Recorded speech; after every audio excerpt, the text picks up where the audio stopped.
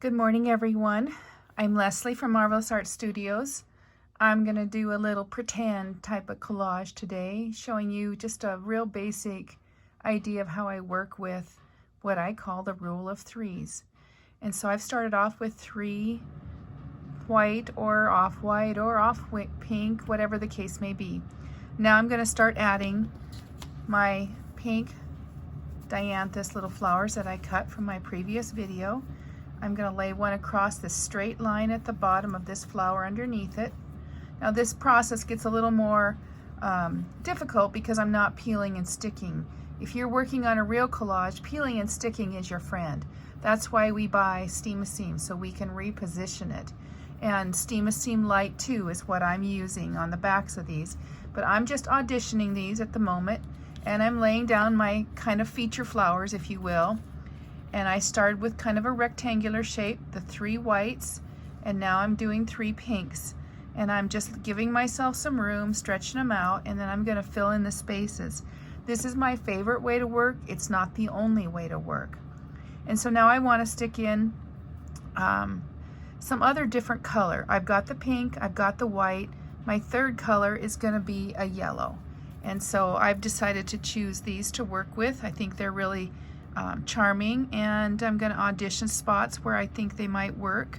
I know the pink flowers here on the edge of them gets lost against the pink. It doesn't really show up, so I might think about angling that just a little bit this way, and hopefully whatever I put underneath this one will help those show up a little better. And then I'm going to repeat it in a set of 3s over and under some, and I'm going to put it right over here for now. So I've got some 3 of the yellows. That might not be the only yellows I use, however, because I'm going to take a look at some of these little gems. This was just this was a whole piece. You can cut each one of these apart or separately, if you will, or cut them in mini groups within this whole big piece. So I've cut some of those in half because they're great sense of color, and they might fill in like this. I kind of like the contrast of the dark pink against this lighter pink, and I love the yellow there too. So we'll see how it works out. I've got some other things that I think are really kind of fun. One of them is this gray with this white. It's kind of a fun contrast. Let's stick a bigger one and put it behind this and see how that works. So far so good.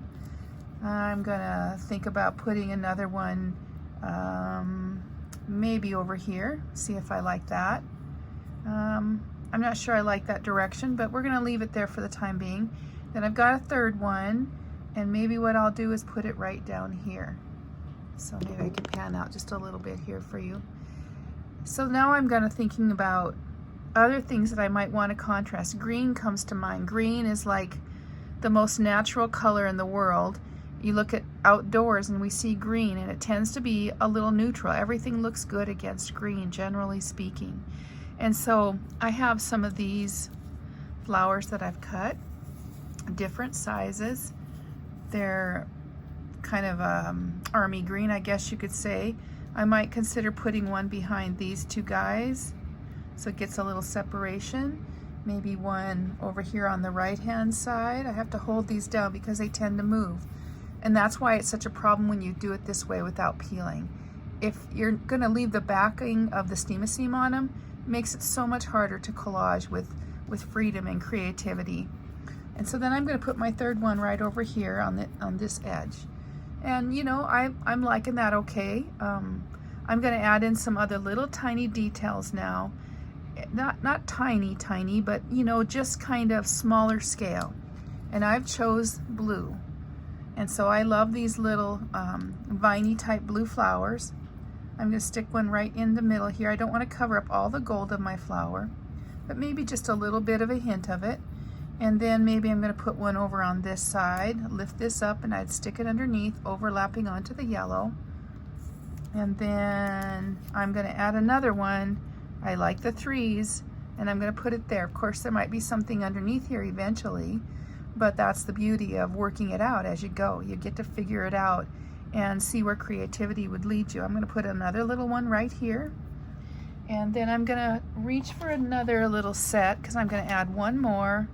And I think for now I'm just gonna put them right on top of this pink because I like the contrast of the blue on the pink. And so now I've got 5 little pieces of them under here, but they're all together so that they kind of create a little mini color story within the larger color story as we start to work it out. And I've picked out some other things that I like that I thought might work. I've got a darker pink, I've got a white. You know, I'll kind of see how they look.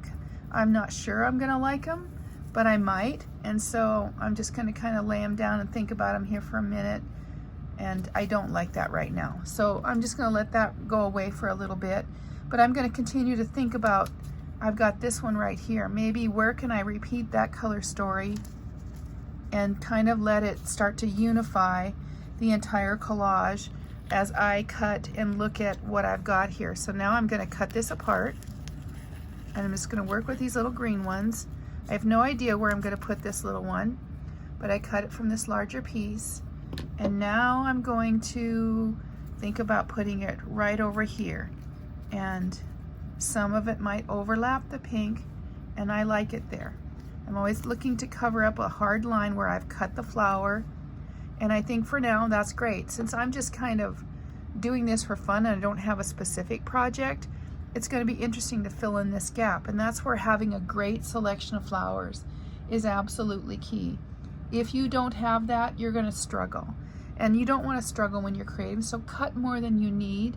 Be choosy. Have a lot to pick from. That's the important thing. And so as you continue to work out on whatever collage you've got going, start auditioning things that you have. I've got these cut as well. I might put these in here. I like how the lines are different. It's a different style of flower. I'm gonna just keep playing with it, put it over here, and maybe I'll do another one, a bigger one over here, overlapping a little bit.